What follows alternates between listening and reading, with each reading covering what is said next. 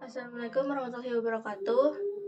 Di sini kami untuk memenuhi tugas proyek akhir dari Big Data ingin mempresentasikan dengan judul Analisa Data dengan Visualisasi dan Apache Spark.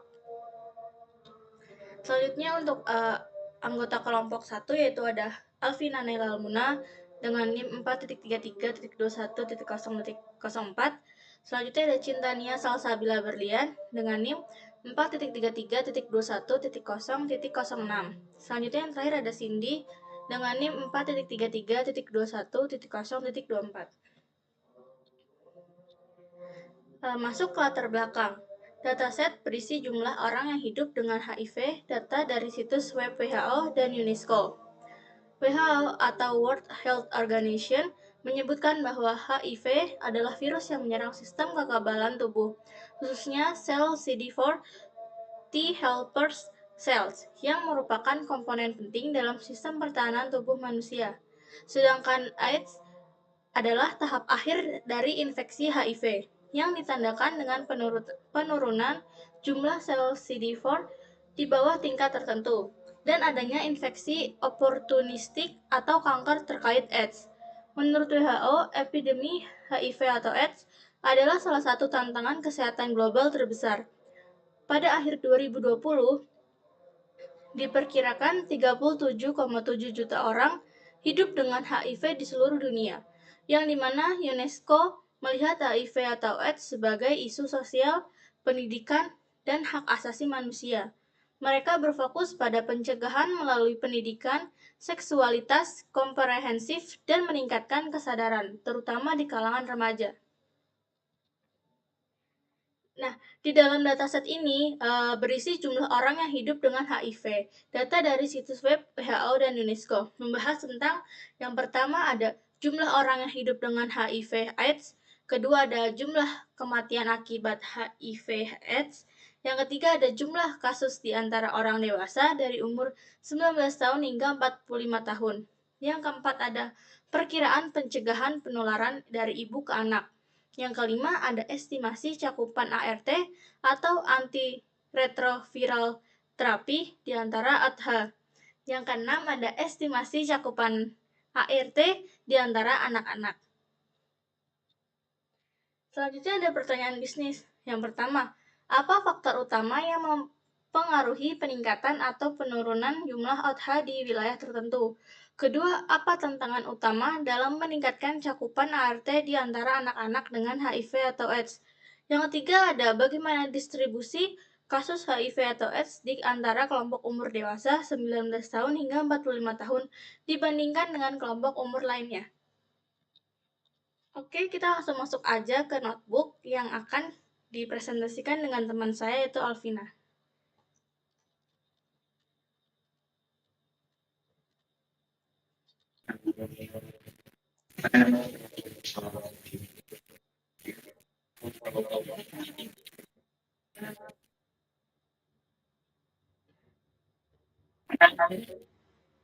Sudah?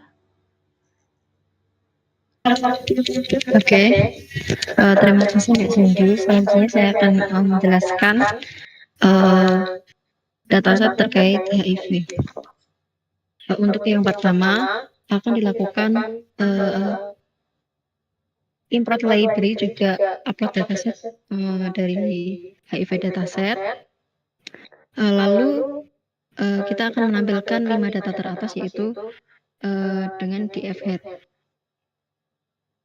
yang menampilkan kolom-kolom dari dataset tersebut. Lalu selanjutnya untuk dfinfo ini akan menampilkan info-info yang ada dalam dataset tersebut. Lalu untuk dfshape akan menampilkan jumlah baris yang ada di jumlah baris yang ada di dataset tersebut. Jadi di dataset HIV ini mempunyai 170 baris data. Lalu selanjutnya kita akan melakukan install library untuk data profiling.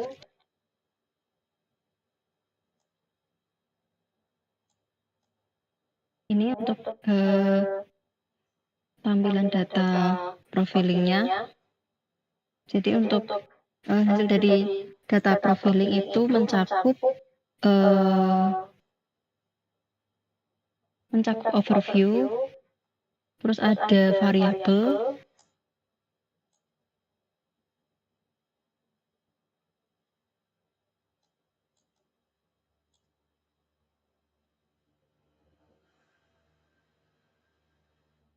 di dalam terdapat kolom-kolom yang ada di dataset tersebut.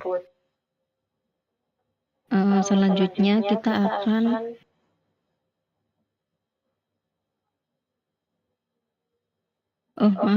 jadi untuk variabel tadi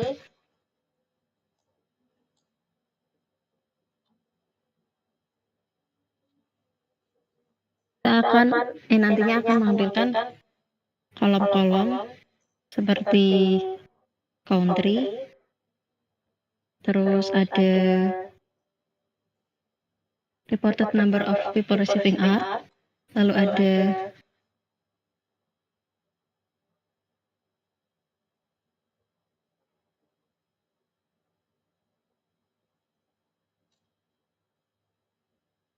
mungkin bisa ke bawah.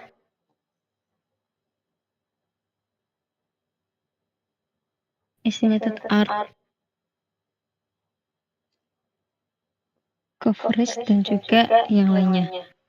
Lalu selanjutnya ada variabel interaction.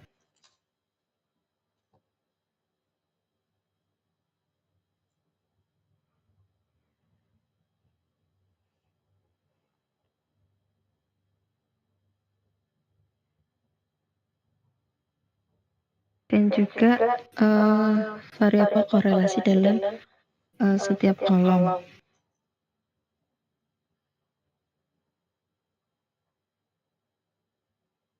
Dan mulai dari ada missing value, terus sampel dari dataset tersebut yang mencakup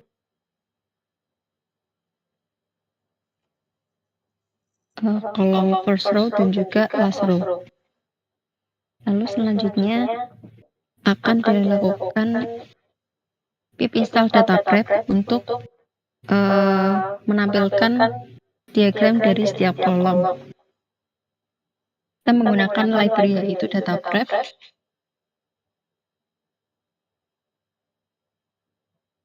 yang nantinya akan memproses data tersebut. Lalu df-is0 ini digunakan untuk mengecek apakah di data tersebut ada nilai nol yang ada di kolom tersebut. Lalu hasilnya di beberapa kolom masih ada terdapat data nol di dalamnya seperti estimate number of people living with HIV median, HIV min, HIV max, estimated art coverage among people living with HIV median, min, and max. Dan selanjutnya akan dilakukan pengisian data nol dengan rata-rata kolom yang memiliki nilai nol. Jadi untuk data nol yang ada di kolom tadi akan diisi agar nantinya tidak ada lagi data nol di dalamnya, seperti pengisian di dalam HIV median, HIV min, HIV max, HIV pada estimate art coverage HIV max. Setelah itu akan dicek kembali apakah di dalamnya masih ada data nol atau tidak, dan hasilnya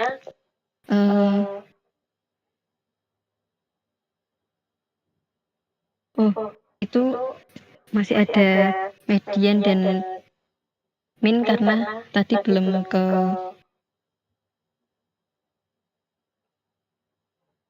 tampil. Jadi langsung kita lanjut aja.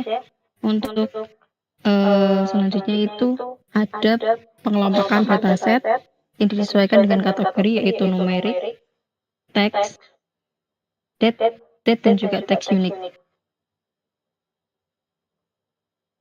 Dan nantinya bila data tersebut tidak masuk ke dalam kelompok 3 tadi, maka datanya akan masuk ke data kategorikal. Mungkin untuk selanjutnya akan dilakukan dijelaskan visualisasi data dari dataset HIV oleh rekan kami, Cintania.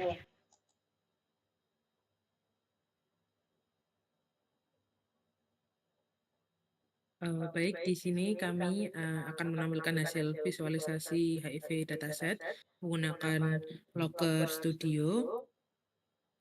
Di sini yang pertama kami menampilkan data setiap kolom menggunakan tabel yang dimana berisi tentang estimate akurat ART atau antiretroviral terapi di antara orang yang hidup dengan HIV. Selanjutnya di sini visual dari visualisasi yang ditampilkan juga dapat dilihat jumlah rekor data pada dataset HIV/AIDS yang memiliki nilai unik sejumlah 170. Lalu pada bagian bawah pada diagram batang kami menampilkan jumlah orang yang dilaporkan menerima ART atau antiretroviral terapi yang dimana negara tertinggi yang mengalami ART yaitu negara Afrika. Dan pada diagram kombinasi di sebelah kanan bawah, kami menampilkan data cakupan terapi antiretroviral di antara orang yang hidup bersama pengidap HIV dari beberapa negara dan ada data dari perkiraan penduduk yang melakukan terapi antiretroviral dan penduduk yang tinggal bersama pengidap HIV dari beberapa negara dengan diagram kombinasi bertombok. Mungkin itu yang bisa kami sampaikan pada